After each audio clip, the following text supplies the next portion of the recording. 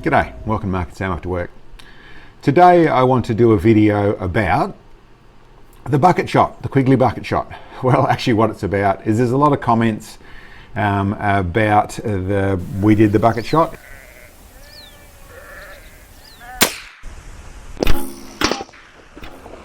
Hit! You got it! You got the bucket! Yeah? Awesome! Yeah! Okay, awesome. It's been done a few times in different formats all over YouTube, all over the world. We did one, and one of the main comments or questions or suggestions is why the bucket didn't jump in the air. And yes, it was just a metal bucket, it wasn't a heavy wood bucket. There's whether the round or the different suggestions to go with it. There is simply the physics of a bullet, and whether it's wood or it's a bucket of any form that are relevant to this. And I've thought about maybe going through the process of making that actually jump in the air, and maybe I'll do that at some stage, some mechanism to do it. But in actual fact, what it points out to me is that, of course, it was made look dramatic, it was made look Hollywood by Hollywood. It was produced to look that way. And so the thought that there was a real shot, the thought that the bullet made the bucket jump in the air and that sort of stuff are all out of actually people looking at image that is put together to make it look like you saw that. And so to a lot of people, that's what they thought they actually saw. And I suppose that's becomes another thing to me. That becomes a case of, okay, what you see on TV, and especially in the Hollywood and a production set, is not necessarily true. I thought we all knew that, but there's an instance where in some cases clearly we don't. So what I wanted to do is go through and run through that video and show you so we can see it together in the normal speed, then slow it down and show it as to what you actually saw to make you think you saw a bucket being shot from X distance and jumping up in the air. So we'll play that clip to start off with. Certain, Mr. Quigley, that you wouldn't like the bucket a bit closer?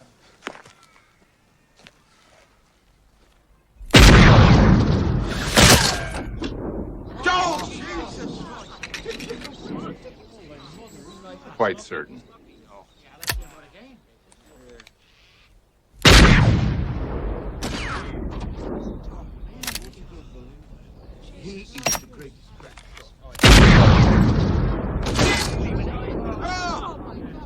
Told you, only my Roy could hit a coyote from that distance.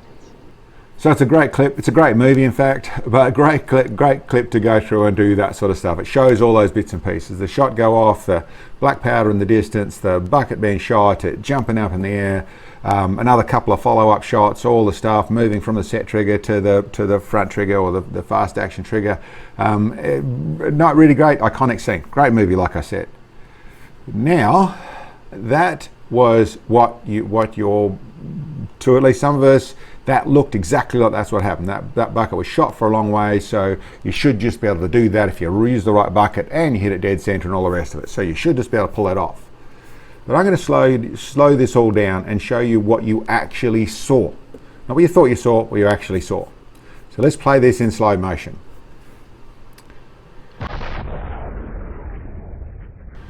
So you got the shot. I'll stop it here.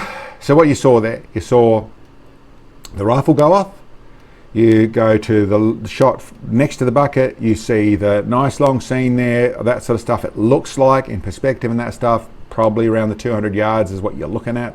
You've got smoke, got the black powder, and then you've got a hole show up with light in the right position to show the dust shoot out the other side of it. So it looks very genuine in that spot there. A couple of things I want to point out right there so you see what you're actually seeing. That hole's there, that dust is there, that bucket has not flinched. Now, let's go with there actually was a shot, and that said the bucket flinched even because there was a shot. I would suspect, being a $250,000 movie camera that's going to have that in the frame there, sit alongside there, that to actually shoot at all like that, even though it would take amazing marksmanship from wherever it is in that scene to get it just right and do all that sort of stuff, it's all conceivable, but why would you take the risk with such expensive equipment? I would probably think you'd do it with compressed air, a little hidden line and compressed air and some timing to pull that shot off to create that image is what I would probably think I would do if I was trying to do that with that sort of equipment. That's not a GoPro, that's not GoPro footage you're looking at there. This is a Hollywood movie, so this is a lot of expensive equipment involved. So I would think that also means it's dead center.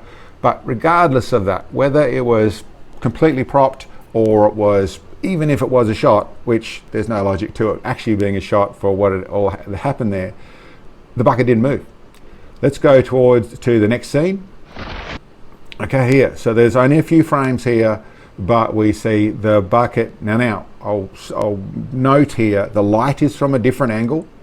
That is a different bucket. The hole that came out, the way it punched out, the wood that came off the side of it, that is all different. But I'd also note that the bucket is rocking as that goes through.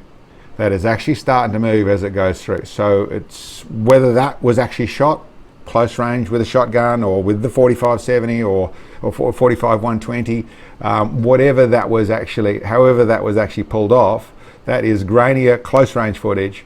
And it definitely, the bucket is moving, and whether that was because of the force of what's going through it, or it was yanked with a piece of string, I don't know, or a shape charge, all the things that could cause it. But that's actually a different scene, but it's a different bucket and it's a different piece of footage altogether, not attached to that same shot. Now let's go forward. There goes the bucket in the air. We've got both holes through it. That looks like it might be the second bucket. If you look closer, you can sort of see the bit hanging out the side of it. The bit of wood out of the side looks very similar to that bucket from the second scene. What I would say with that is that the noticeable thing, that goes up in the air, turns around, goes back down. The noticeable bit that I'm looking at there is that is shot from the other side of the crest of the hill. So that moves into obviously the best way I can think of pulling off this sort of shot with this sort of production level is probably someone standing on the other side of a crest of hill throwing a bucket in the air. You get exactly the right rotations. You can get to shoot that many times with other chuck it up, catch it type thing until you get exactly the scene you want, but shot from the other side of the crest of the hill. That could also be done with a shape charge or some compressed air or all sorts of things to create it. But in the way of sometimes the simplest is the most obvious, doesn't really matter. What I would point out is that it's not the bucket that sat still, it's not the bucket that rolled over, it's gone right up in the air. No physics involved with the bucket going right up in the air, mind you, from a flat surface where it was hit from the side in any logic, but that's what you actually saw. You'll notice also when it actually falls, you don't see it hit the ground, it cuts, and then we're back to looking at how Quigley is going, and then another couple of quick shots which go through and we see that bucket jump for some reason or other. So there is probably some compressed air. I don't know what's going on, that sort of stuff. It's not for me to make that call as to what actually happened there. But we then are seeing a long distance thing on something on the top of the hill, not beyond the crest of the hill, on the top of the hill until it goes backwards. And that's scene done. So what I wanted to point out with that sort of stuff is I don't want to pick on the movie at all. This is certainly one of the better, it's a lot better than the modern version of Hollywood with all CGI and that sort of stuff. This was done with real effects in the fashion of the actual bucket. It wasn't just a piece of CGI, and it was a great movie. Really liked it. But for those people who need it was just to use the wrong material for the bucket, or you just used the wrong round, or you just should do this, or you just should do that, it's, yes, potentially conceivable that I could make the bucket pop up with having a heavy plate behind it with the lever on it or something like that to be able to make the bucket move. But I would be doing the same thing. I would be making pretend of something that isn't actually going to happen. If it was a heavier wood bucket, and you hit it, it would probably move if the bullet's going slow enough and the wood is strong enough. Likes of pine, no, I wouldn't do it. It would have to be a hard wood to transfer that much energy to make things happen. And there's all sorts of tricks I could do, but really what I want to point out here is what you saw and what you thought you saw, probably a little bit different. Hope I didn't spoil the movie for anyone. that's just my a little bit of analysing, understanding the world, always trying to make sense of what you're seeing. I think it's a valuable thing to do, and that's me sharing that bit with you. Thank you very much for checking in. We'll catch you next time.